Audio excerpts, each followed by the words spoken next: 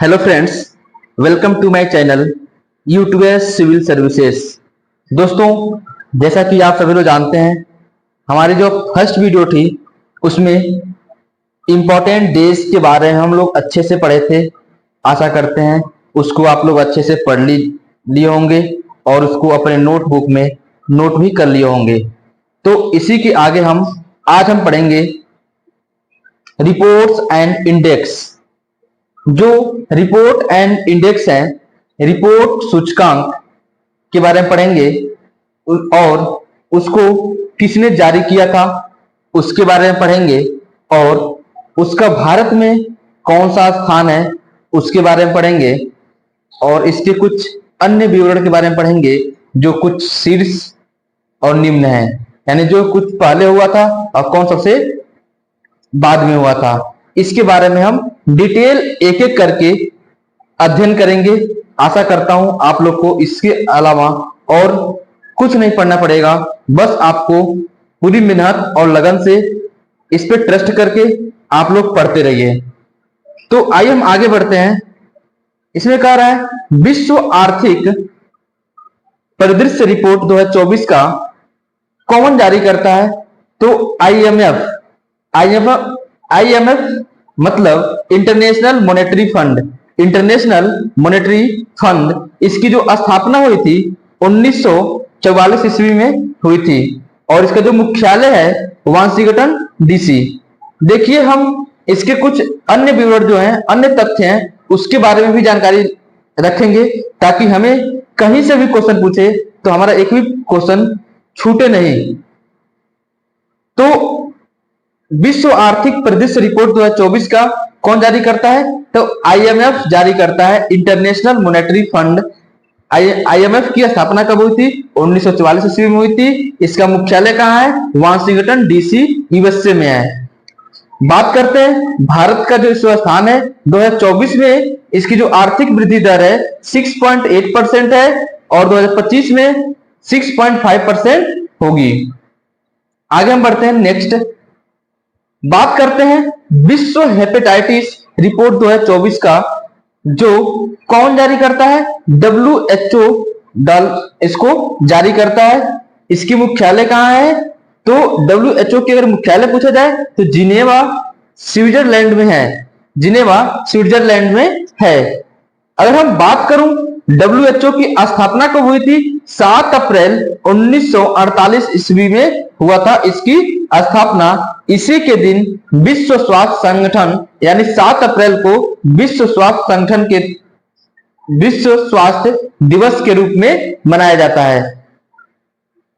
यानी 7 अप्रैल को विश्व स्वास्थ्य दिवस के रूप में मनाया जाता है। और आगे हम बात करें WHO की फुल फॉर्म तो वर्ल्ड हेल्थ ऑर्गेनाइजेशन। विश्व में 11.6% मामले भारत में है, यानी इसका जो स्थान है भारत में, पूरे विश्व के 11.6% जो मामले हैं वो भारत में है। वायरल हेपेटाइटिस की बात करें तो सबसे पहले नंबर पर चीन है, दूसरे नंबर पे भारत है। नेक्स्ट यदि हम बात करें हुरून ग्लोबल यूनिकॉर्न इंडेक्स 2024, यदि मैं हुरून ग्लोबल यूनिकॉर्न इंडेक्स 2024 के बारे में बात करें तो यूनिकॉर्न तो इसको कौन जारी करता है? Hurun institute. कौन जारी करता है? हुरून इंस्टीट्यूट जारी करता है। भारत में यह तीसरे नंबर पे है। भारत में 4 वर्षों में पहली बार इसकी संख्या घटी है। इसके पहले संख्या घटी नहीं थी, लेकिन जो पहली बार है इसकी संख्या घटी हुई है। यूनिकॉर्नों की संख्या सबसे ज्यादा कहाँ है? यूएसए में है।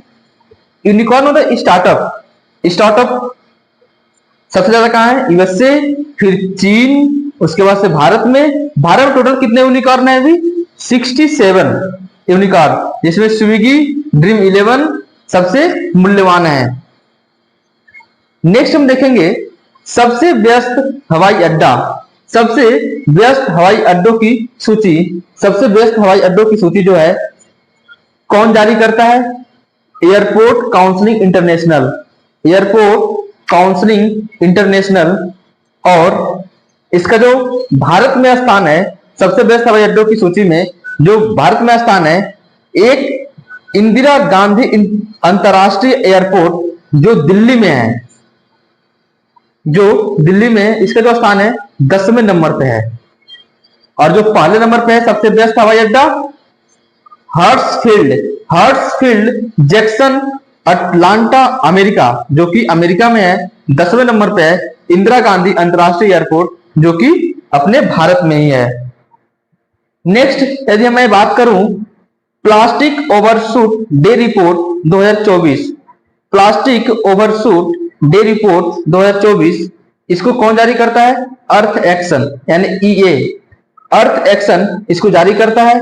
और इसको जो भारत, चीन, यूएसए सहित 12 देश, पृथ्वी के 60% यह है जो कुप्रबंधित प्लास्टिक, यहां सही कर लीजिएगा, कुप्रबंधित प्लास्टिक होगा, कुप्रबंधित प्लास्टिक अपशिष्ट के लिए जिम्मेदार है। यानी टोटल भारत, चीन, यूएसए सहित 12 देश जो पृथ्वी के 60% कुप्रबंधित प्लास्टिक अपशिष्ट के लिए जिम्मेदार है। नेक्स्ट मैं देखूं new era of BRICS report कौन जारी करता है? BRICS chamber of commerce and industry, BRICS यानी ब्रिक्स CCI इसको जारी करता है। नेक्स्ट यदि मैं बात करूं दक्षिण एशिया विकास रिपोर्ट कौन जारी करता है? तो वर्ल्ड बैंक जारी करता है, वर्ल्ड बैंक इसको जारी करता है। दक्षिण एशिया विकास रिपोर्ट को कौन जारी करता है? तो वर्ल्ड बैंक जारी करता है। वर्ल्ड बैंक का मुख्यालय कहां है? वाशिंगटन DC, याद रखिएगा इसकी मुख्यालय कहां है? वाशिंगटन DC यूएसए में है। और इसकी जो स्थापना हुई थी वर्ल्ड बैंक की 1944 ईस्वी में हुई थी। इसकी जो स्थापना है 1944 ईस्वी में हुई थी।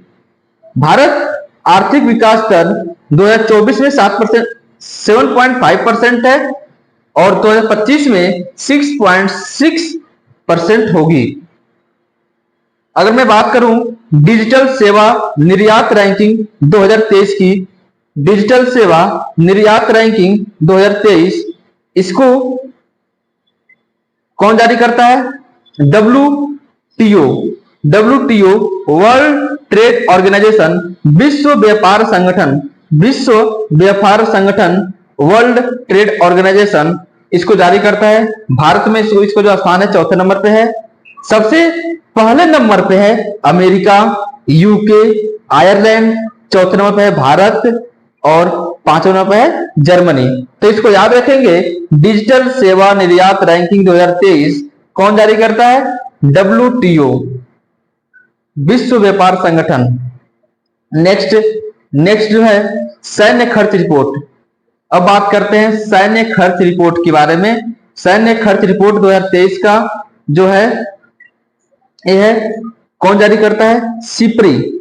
SIPRI means Stockholm International Peace Research Institute, इसको शॉर्ट में सिप्री कहा जाता है। सैन्य खर्च का रिपोर्ट जो जारी करता है सिप्री द्वारा जारी किया जाता है। भारत इसमें 4थे स्थान पे है। पिछले वर्ष की तुलना में 4.2% की वृद्धि हुई है और इस समय भारत में 83.6 बिलियन डॉलर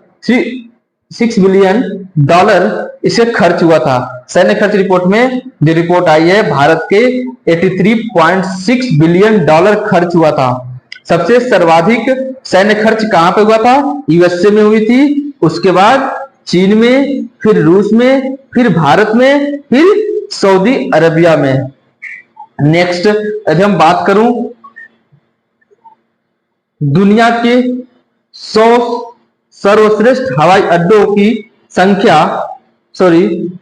सूची 2024 में पूरी दुनिया के 100 सर्वश्रेष्ठ हवाई अड्डों की जो सूची है 2024 में, तो भारत के टोटल 4 हवाई अड्डे दुनिया के सबसे सर्वश्रेष्ठ हवाई अड्डों की सूची में आती है।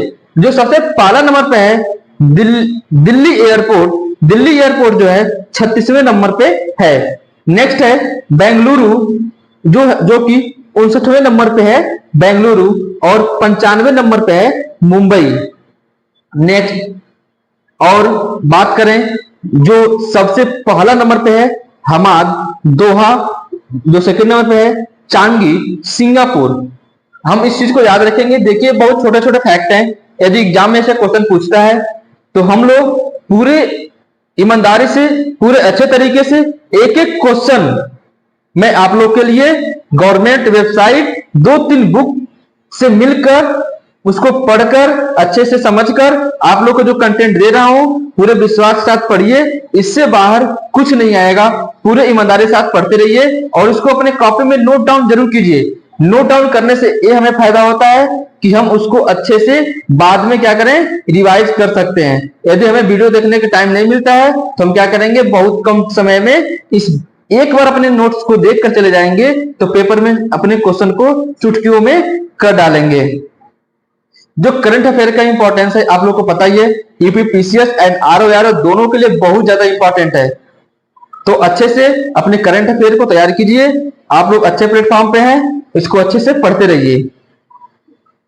जो नेक्स्ट है 100 प्रभावशाली लोगों की सूची 2024 में, 100 प्रभावशाली लोगों की सूची 2024 में जो इसको जारी करता है टाइम पत्रिका जारी करता है। जो इसमें भारतीय कुछ भारत में लोग जो शामिल हुए हैं जैसे साक्षी मलिक, आलिया भट्ट, सत्य नडेला, अजय बंगा, देव पटेल, ये लोग भारतीय हैं जो कि प्रभावशाली लोगों की सूची में शामिल हुए हैं। नेक्स्ट है अंतरराष्ट्रीय शस्त्र हस्तांतरण प्रवृत्तियां रिपोर्ट 2023 की कौन जारी करता है, सिप्री। अभी मैंने आप लोग को ऊपर बताया है कि सिप्री मतलब होता है Stockholm International Peace Research Institute, इस शॉर्ट में सिप्री करते हैं। जो इसके शीर्ष निर्यातक हैं, जो शीर्ष निर्यातक हैं कौन कौन देश है, अमेरिका, रूस और फ्रांस। और शीर्ष आयातक कौन है, Bharat, Saudi Arabia, Qatar. Bharat को शस्त्र आपूर्ति में सबसे पहला देश कौन है, रूस, फ्रांस और अमेरिका। नेक्स्ट हम देखेंगे brand finance insurance, brand finance insurance 100/2024 के रिपोर्ट के अनुसार इसको कौन जारी करता है, तो ब्रांड फाइनेंस इंश्योरेंस इसे जारी करता है। ब्रांड फाइनेंस इंश्योरेंस मतलब जो इंश्योरेंस की सबसे दुनिया की सबसे मजबूत बीमा ब्रांड है। आप लोगों ने सुना होगा एलआईसी, एलआईसी का नाम बहुत सुना, हर एक घर में लोग एलआईसी लगभग कराते ही हैं। तो दुनिया की सबसे मजबूत बीमा ब्रांड क्या है, एलआईसी है। और दुनिया का सबसे मूल्यवान बीमा ब्रांड चीन का पिंग है, चीन का पिंग है। नेक्स्ट मैं बात करूं विश्व के अरबपतियों की सूची रिपोर्ट 2024 के मुताबिक कौन है, तो विश्व के अरबपतियों की जो सूची होती है इसको फोर्ब्स द्वारा जारी किया जाता है, फोर्ब्स द्वारा जारी किया जाता है। भारत यह विश्व अरबपतियों के देश में तीसरा नंबर पे है। अगर मैं बात करूं शीर्ष पे कौन है अरबपतियों में, सबसे पहले नंबर पे है बर्नार्ड अर्नॉल्ट जो कि फ्रांस के हैं, Elon Musk USA, Jeff Bezos USA के हैं और 9th नंबर पे है मुकेश अंबानी जो कि भारत के हैं। अगर मैं अरबपतियों की संख्या देखें किस देश में सबसे ज्यादा अरबपति हैं, तो सबसे ज्यादा आपको पता है कि अमेरिका में 813 है इसकी संख्या, चीन में 406 है और भारत में 200 इसकी अरबपतियों की संख्या है। तो दोस्तों जो भारत में है, भारत में सबसे पहले नंबर कौन है, मुकेश अंबानी, गौतम अडानी और शिव नागर। दोस्तों आशा करते हैं आप लोग को कि ये वीडियो अच्छे से समझ में आ रहा होगा और आप लोग अच्छे से इसको समझ रहे होंगे और अपने कॉपी में नोट डाउन कर रहे होंगे। नेक्स्ट है QS world university ranking 2024, QS world university ranking 2024 जो कौन करता है, जारी लंदन स्थित क्यूएस द्वारा जारी होता है। अगर मैं बात करूं शीर्ष में कौन कौन है, तो ससेक्स यूनिवर्सिटी ब्रिटेन सबसे शीर्ष में आता है। एशिया में विश्वविद्यालयों की संख्या सबसे ज्यादा चीन में है, उसके बाद भारत में है। और आगे बात करूं, विकास अध्ययन के लिए सूची में 20वें नंबर पे है जवाहरलाल नेहरू विश्वविद्यालय। अगर मैं आगे बात करूं तो वर्ल्ड साइबर क्राइम इंडेक्स जो कि कौन जारी करता है, ऑक्सफोर्ड यूनिवर्सिटी जारी करती है। इसको जो भारत में स्थान है 10वें नंबर पे है। साइबर अपराध पर दुनिया में इस तरह का पहला इंडेक्स है। शीर्ष साइबर अपराधग्रस्त देश कौन कौन है? रूस है, यूक्रेन है, चीन है, यूएसए, नाइजीरिया। जो नेक्स्ट है अपना विश्व जनसंख्या स्थिति रिपोर्ट 2024। विश्व जनसंख्या स्थिति रिपोर्ट 2024 का कौन जारी करता है? संयुक्त राष्ट्र जनसंख्या कोष द्वारा यह जारी किया जाता है। जो जनसंख्या की हम बात करें तो भारत में इस समय 144.17 करोड़ जनसंख्या है और चीन में 142.5 करोड़ की जनसंख्या है। अगर मैं बात करूं जीवन प्रत्याशा की तो पुरुष 71 वर्ष और जो महिला है 74 वर्ष। उम्र के हिसाब से देखा जाए भारत की जनसंख्या में उम्रवार जनसंख्या प्रतिशत में दिया गया, इधर उम्र दिया गया है, इधर परसेंटेज दिया गया। 0 से 14 में 24%, 10 से 19 वर्ष की उम्र 17%, 10 से 24 में 26%, 15 से 64 की उम्र में 68%, 65 से प्लस में 7%। तो दोस्तों मैं आशा करता हूं आपको ये सारे वीडियो अच्छा लगा होगा। यदि अच्छा लगा है, आपको कंटेंट अच्छा लग रहा है तो अपने दोस्तों को भी जरूर शेयर करें। आपको एक करंट अफेयर पूरे ईमानदारी से आपको पूरा कराया जाएगा, जिससे आप लोग को एग्जाम में बहुत ज्यादा हेल्पफुल रहेगा।